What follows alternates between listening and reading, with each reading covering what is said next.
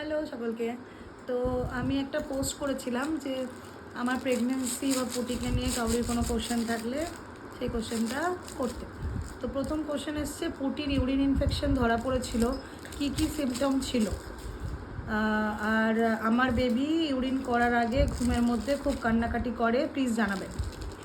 তো ঘুমের মধ্যে বাচ্চা ইউরিন করার সময় কান্নাকাটি করা এটা একদম নর্মাল, কেননা যখন ওরা ইউরিন বা স্টুল পাস করে তখন ওদের যে ব্যাপারটা হয় এটার সঙ্গে ওরা হ্যাবিচুয়েটেড হয় না আপ টু 3-4 মান্থস। তো 3-4 মান্থস অবধি হিসু আর পটির সময় কান্না করা এটা একদম নর্মাল। এবার পুটির ক্ষেত্রে কিভাবে ধরা পড়েছিল, যেটা হচ্ছে পুটির 2 মাস বয়সে একবার জ্বর হয়েছিল, 3 মাস বয়সে আবার জ্বর হয়েছিল। তো 3 মাস বয়সে যখন ওর জ্বরটা হলো তখন আমরা যখন ডক্টর দেখালাম তখন ডক্টর কি বুঝেছে আমি ঠিক জানি না, তবে ওর ইউরিন করার সময় যে জ্বলতো বা কান্নাকাটি করতো এরকম কিন্তু কোনো সিমটম ছিল না। ওর জাস্ট সিম্পল জ্বর হয়েছিল এবং জ্বরের সাথে সাথে ওর জ্বরটা মানে যেভাবে জ্বরটা হচ্ছিল প্রিসাইজলি, একদিন হয়েছিল আবার পরের দিন হয়েছিল। তো সেই ক্ষেত্রে তখন ডাক্তারকে নিয়ে গেলাম, যখন ডাক্তারের কাছে তখন ডাক্তার বললো একটা ইউরিন টেস্ট করিয়ে নেওয়া হোক। তো সেই ইউরিন টেস্টটা যখন করা হয়েছিল তখনই ধরা পড়েছিল যে ওর ইউরিন ইনফেকশন হয়েছে, এবং সেটার জন্য ডাক্তার জাস্ট একটা ওষুধ দিয়েছিল এবং ও ঠিক হয়ে গেছিলো। তারপরে আবার বলেছিল 7 দিন পরে একবার ইউরিন টেস্ট করতে, সেটা করানো হয়েছিল, তখন একদম নর্মাল এসেছিলো। পুটির এখন নেক্সট কোশ্চেন হচ্ছে, পুটির এখন কত মাস বয়স আর ফার্স্ট 3 মান্থস পুটিকে কিভাবে সামলাতেন? পুটির এখন 9 মাস বয়স আর এই 14 তারিখেও 10 মাসে পড়বে। আর প্রথম 3 মাস কিভাবে সামলাতেন দেখুন, পুটি প্রিম্যাচিওর হয়েছিল, ওর বাড়ি আমরা ওকে হসপিটাল থেকে নিয়ে এসেছিলাম 1600 গ্রামের। তো ওর কেয়ারটা অনেক বেশি করতে হয়েছে দেন নর্মাল যে বেবি ওয়েটের যে বেবিরা হয় তাদের থেকে ওর কেয়ারটা আমাকে অনেক বেশি করতে হয়েছে। তো সেই ক্ষেত্রে আমার মা খুব একটা ভালো কিছু পারতো না সেভাবে, কেন ভয় পেত সবাই, ও এতটাই ছোট ছিল না, মানে আমি নিজে ধরতে ওকে ভয় পেতাম। তো সেই সময় ওর আমি কিছু কেয়ার ওর ডাক্তারের কাছ থেকে শুনে করেছি, কিছু কেয়ার আমার নিজের যা মনে হয়েছে যে আগেকার দিনে যেভাবে মারা আমাদেরকে বড় করেছে সেভাবে করেছি। তো পুটির কাছে কিছু নিয়ম যেগুলো একদম ফুল মেনটেন করতাম, সেটা হচ্ছে পুটিকে আমি প্রত্যেক 2 ঘন্টায় খাওয়াতাম। এবার সেটা কখনো 60 খেত, কখনো 30 খেত, কোনো ঠিক ছিল না, কিন্তু প্রত্যেক 2 ঘন্টায় পুটিকে খাওয়ানো হতো। এবং যে কারণে আমার মানে 2জন হেল্পিং হ্যান্ড ছিল, সকালে থাকতো, রাত্রে থাকতো, আমি থাকতাম। আমার মানে 4 মাস, প্রথম 4-5 মাস আমি কতক্ষণ ঘুমিয়েছি সেটাতে সন্দেহ, এবং তার সাথে সাথে আমার হেল্পিং হ্যান্ড যে রাত্রে থাকতো সেও সারা রাত জাগতো, আমিও জাগতাম, দিনের বেলায় তো জাগতামই, কখন ঘুমাতাম কে জানে। তো এইভাবেই চলেছে, 2 ঘন্টা অন্তর অন্তর একদম টাইম ধরে ওকে খাওয়াতাম আমি। আর সেকেন্ড হচ্ছে যে পুটি যেহেতু সেইভাবে ব্রেস্ট মিল্ক খাইনি, কেননা পুটি আমার নিপল সাইজের প্রবলেম ছিল, প্লাস হচ্ছে পুটি এত ছোট হয়েছিল ও শাক করতে পারতো না তখন, মানে ওর মুখে আমার নিপল ঢুকতোই না।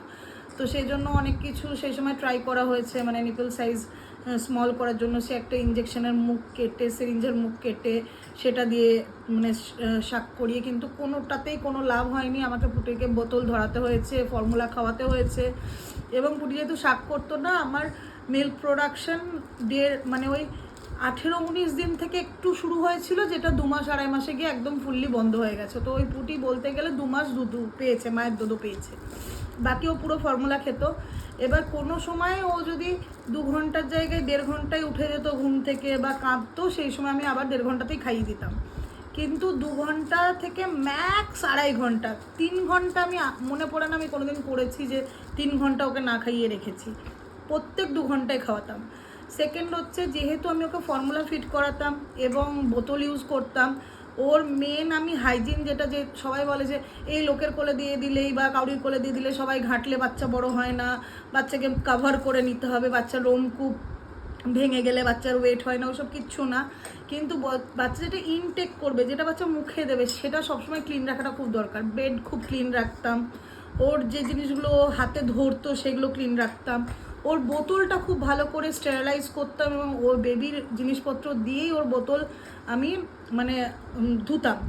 এবং সেকেন্ড হচ্ছে যে আমি ওর জামা কাপড়ও বেবি ডিটারজেন্ট দিয়েই ধুতাম, যাতে ওর মুখে যেগুলো যায় সেগুলো যাতে কোনো আমাদের কেমিক্যাল না যায়। তো এইভাবেই আমি ওকে প্রথম 3 মাস কেয়ার করেছিলাম।